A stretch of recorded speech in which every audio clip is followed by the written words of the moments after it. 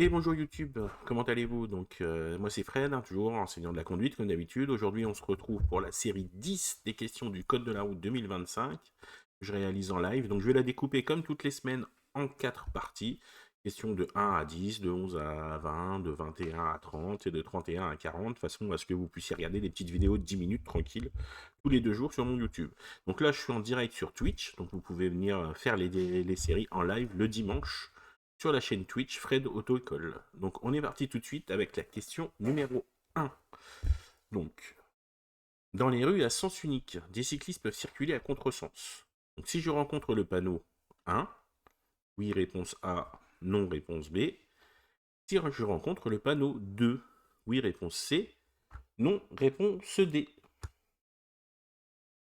Comme d'habitude, je vous laisse quelques secondes pour répondre.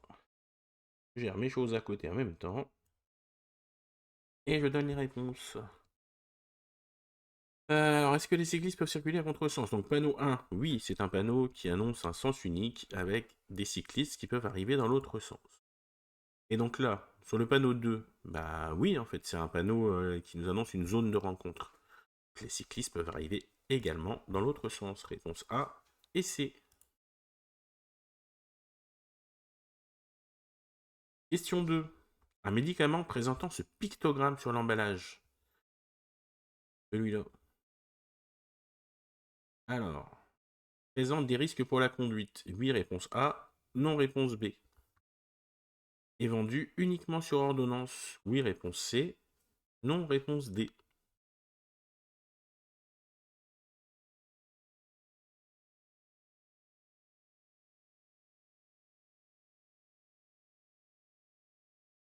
Et les bonnes réponses sont... Alors, attendez, je vais remonter un petit truc là, parce qu'il y a quelque chose qui me gêne sur l'écran.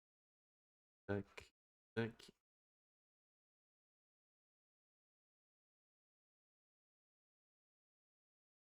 Excusez-moi, je fais ça en live en même temps. Et pas à la seconde près. Ça découpe à 2 secondes.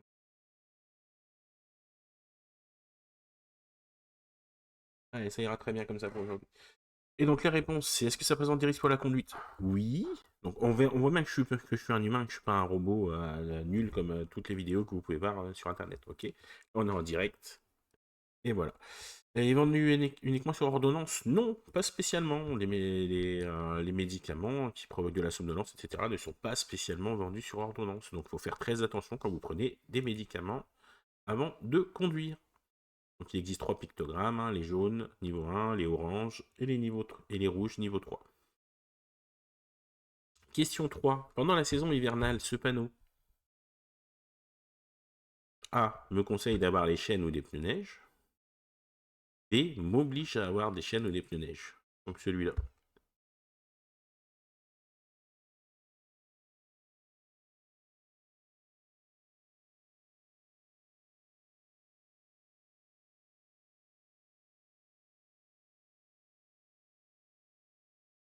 Donc c'est un panneau qui m'oblige à avoir les pneus neige, d'accord?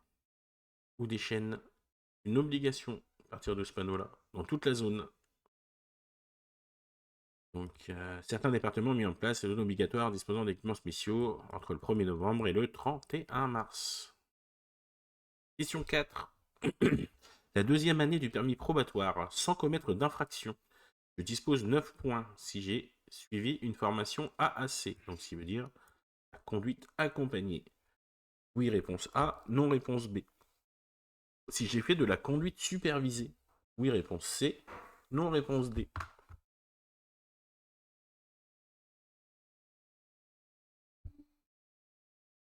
Alors, si j'ai fait la conduite accompagnée, en effet, je n'aurai mon A que 2 ans. Donc ça veut dire que tous les ans, je récupère 3 points. Première année, 6 points.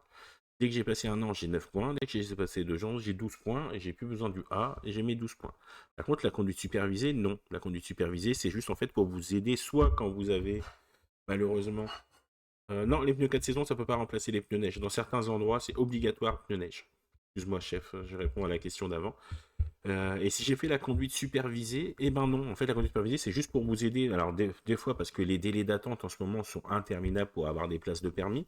Donc du coup, à partir du moment où vous avez validé minimum 20 heures de conduite et fait l'autoroute, vous pouvez faire un rendez-vous préalable avec une personne dans la voiture pendant 2 heures et ensuite rouler en dehors de l'auto-école, en légalité. Ou alors, bah, souvent, ça, c'est quand les personnes ont malheureusement loupé l'examen, et du coup, bah,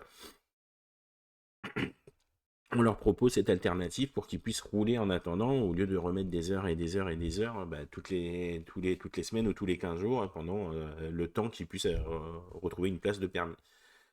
Donc les pneus 4 saisons, non, ne suffisent pas. Quand c'est pneus neige, c'est vraiment pneus cloutés ou chaînes, etc.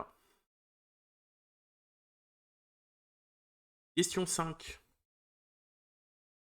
Plusieurs réponses sont possibles. Alors, je circule sur une chaussée à double sens. Oui, réponse A, non, réponse B. Donc, je vais mettre l'image en gros, déjà. On la voit, ok. Merde, je vais la dézoomer, hein, c'est fou. Aujourd'hui, je sais pas ce que j'ai. Désolé les gens, mais ce qu'ils vont pas aujourd'hui. Ça me gêne. Et mes réglages un petit peu. Tac, tac, ta la la la la la. Ah, voilà, on va raccourcir un petit peu, on verra mieux. Voilà, je vais laisser comme ça, ce sera très bien pour aujourd'hui. Hop, on enlève ça. Très bien, donc est-ce que je circule sur une chaussée à sens unique? Donc oui, parce que là, on voit qu'il y a une ligne continue sur la gauche. Est-ce que je peux dépasser la voiture devant moi? Bah, si on regarde en haut, là, on voit que la voie de gauche, là, elle est fermée. Donc la voie de gauche, elle est fermée, donc la réponse est non. D'accord? Alors il y a peut-être des travaux, il y a peut-être quelque chose, mais ils nous interdisent d'aller sur cette voie. Donc du coup, bah, on double pas.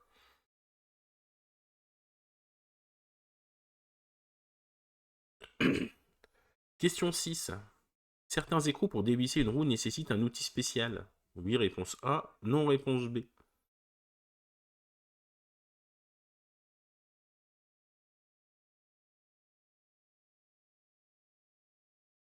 Et la réponse est oui. On a certains écrous, il y a des écrous, en fait, des écrous spéciales anti-vol, etc., où on a besoin d'un embout spécifique pour les démonter. Ok. Alors, question 7. Mon permis comporte la mention 01, dispositif de correction et ou protection vision. Est-ce que je peux conduire avec des lunettes de soleil non correctrices? Oui, réponse A. Avec des lunettes adaptées à ma vue? Oui, réponse B. Sans lunettes en roulant lentement? Réponse C. Et donc là, j'ai la mention 01, donc là, ici, dispositif de correction. Donc ça veut dire que lorsque j'ai passé l'examen, j'avais des lunettes. Et donc à partir du moment où j'ai des lunettes de vue, obligatoire, donc je dois avoir des lunettes adaptées à ma vue. D'accord?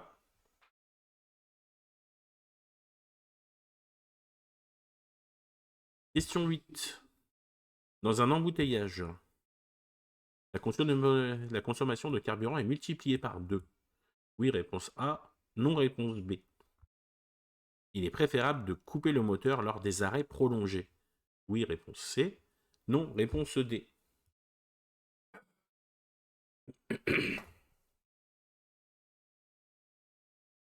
Et donc oui, je consomme beaucoup plus lorsque je suis arrêté dans un embouteillage, parce que en fait j'accélère, je freine, et chaque accélération consomme plus d'essence. Et donc il est préférable, lorsqu'un arrêt est prolongé, d'au moins une vingtaine de secondes, du coup de couper le moteur.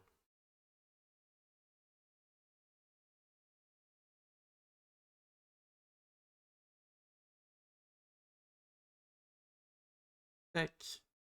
Question 9, donc on arrive quasiment à la fin de la première série, donc n'hésitez pas à mettre des petits pouces, à vous abonner à la chaîne, à partager, etc. etc. Donc ça donne envie de continuer à faire des vidéos pour vous.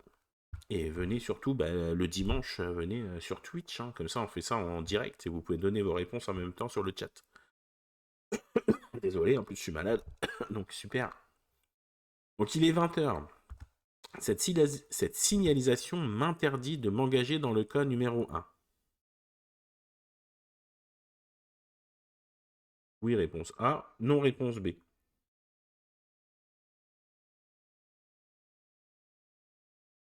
Donc, cette signalisation m'interdit de m'engager également. Donc, dans le cas numéro 2, s'il est 20h, oui, réponse C. Non, réponse D. Qu'est-ce qu'il dit, chef, sur le chat? Si dans mon ancienne Clio que tu coupes le moteur parce qu'à chaque démarrage, il fallait faire une prière aux dieux de la mécanique pour qu'elle démarre, ah oui, là, c'est pas rentable en effet, hein, de couper le moteur si t'es pas sûr qu'elle redémarre. Donc on revient, s'il est 20h, est-ce que la signalisation m'interdit de passer ici? Puisque là c'est de 12h à 19h. Bah non, elle m'interdit pas, on est d'accord. Et là, bah du coup, vu qu'il n'y a pas d'horaire, c'est interdit tout le temps. Donc là, elle me l'interdit. B et C. Alors, dernière question de la partie 1. Alors, une caméra de recul. Donc, une seule réponse est possible. Attention, hein, c'est marqué, il faut bien lire là, parce que des fois on se fait avoir. Donc là, c'est une seule réponse. Alors, est-ce qu'une caméra de recul dispense de regarder dans les rétroviseurs? Réponse A. Dispense de se retourner. Réponse B. Permet de voir certains angles morts. Réponse C. Oui. Réponse D. Non. Donc on lit bien l'énoncé pour pas se faire avoir. Donc là, on a l'impression qu'il nous pose plusieurs questions, mais en fait, il n'y a qu'une seule réponse à donner. Donc là, la seule réponse qui est correcte sur cette question, c'est que ça nous permet simplement de voir certains angles morts. Ça nous permet de voir l'arrière de notre véhicule qu'on ne voit pas normalement. Mais ça ne dispense pas de regarder dans les rétros, parce qu'il faut quand même surveiller sur les côtés. Il faut quand même regarder derrière qu'il n'y ait personne qui traverse. Et du coup, ça nous permet de voir certains angles morts. Donc réponse C. Voilà. Merci YouTube d'avoir regardé. Donc je poste la série 10, donc partie 2, normalement dès 2 jours, sur YouTube.